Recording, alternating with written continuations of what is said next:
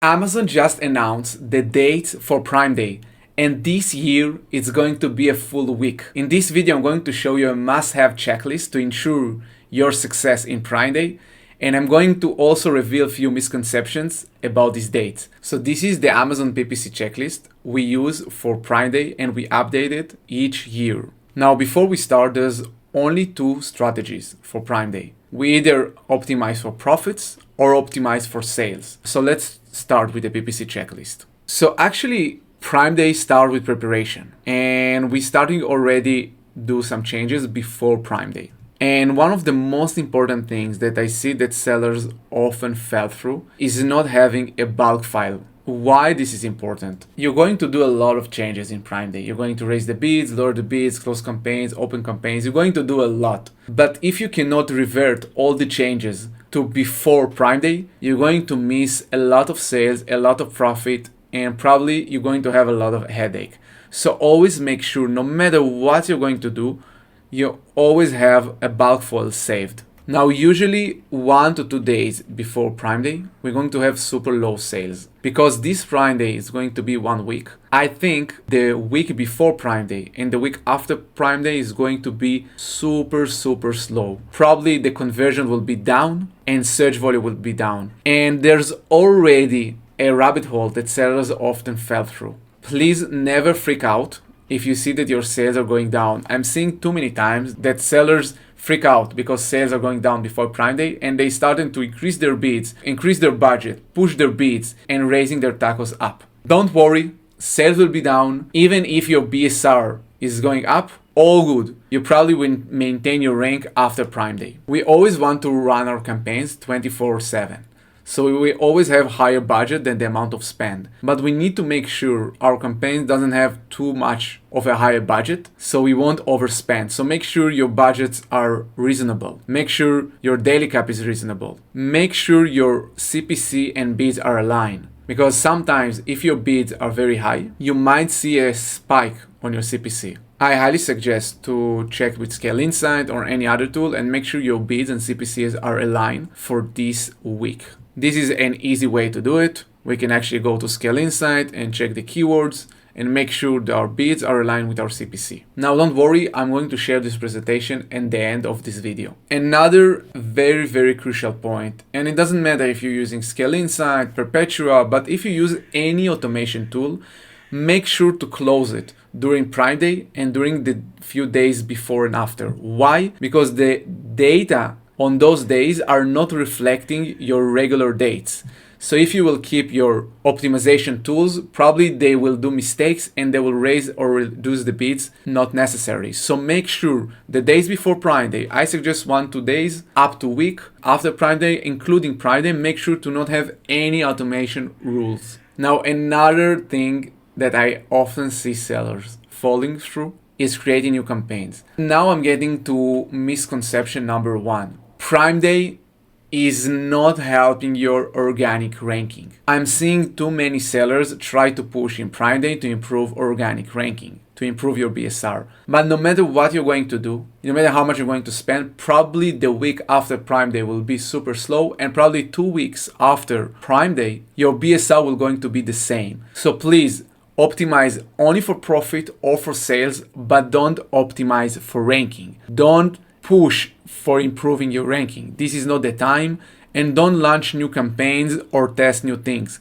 Prime Day is actually the time to use only what you know is working. Another thing you can use if you're really afraid to overspend is to make sure you only have down only bids. So if you have up and down or fixed bids, you can change everything to down only to ensure Amazon is optimized for profits. Now you can do it with Scale Insight, you can do it with any other tool, but know that this is an option. And again, as I mentioned, don't raise bids before the event. If you have day party, I highly suggest to disable it. Make sure you don't have them in Prime Day. Make sure to double check your promotions and deals. Prime Day is a day for discounts. People often search for discounts. So deals and coupons will always be stronger than PPC. So if you have already deals and coupons and you're already spending a lot on them, you probably don't need to do that many of PPC. I even know some sellers that doing heavily deals and coupons and they stop PPC at all. Now this is maybe too extreme, but again, make sure you're not overspending. Now we're getting to what to do in Prime Day, during Prime Day checklist. As I mentioned, the worst thing that can happen is to lose money. Now again, if you're one of the 1% sellers that optimize for sales or liquidating product, it might won't be that important for you. But if you, as most of the sellers, please make sure to not lose money. I'm seeing so many sellers that finishing Prime Day, and when they checking their profit is actually lower than other days. And it gets me to misconception number 2. No matter how strong is your Prime Day, if you will check your sales for this 30 days period, probably the sales will be averaging out. Why? Because the sales before Prime Day, the sales after Prime Day are very low. So if you're actually averaging out this month, probably this month is just as any other month. So again, it's even give us another reason why we need to be laser focused on our profits. And I have 2 examples to show you of 2 accounts. So this is the business report of 8-figure seller. And we can see that the last 2 years, their breakdown for the last 2 years, and you can see how they jumped in Prime Day 2024. But check the sales before and check the sales after. Now these products are seasonal to the summer, so you can see still high sales. But just see how low the sales before and after. And I want to show you another example of another 7-figure account. Summer is another season, and we can see that sales are just dropping before Prime Day, then they have a small spike in Prime Day, and then sales are low for a few weeks. And when we averaging out July, we never see that July have higher sales than other months. So again, focus on profits. Another thing you can do is actually calculate your tacos. If your tacos is 15% on average, try to get to 12%. Remember, people will shop anyway. The search volume will be high anyway. Why not just enjoying the organic boost? I will say reduce your tacos by around 20% just to ensure your profit is higher. Few last points. When people buying in Prime Day, they're usually buying now. Usually if someone clicked and didn't buy, he won't buy again because people in a rush for buying. Usually we see that the morning or the first days are not that strong, but then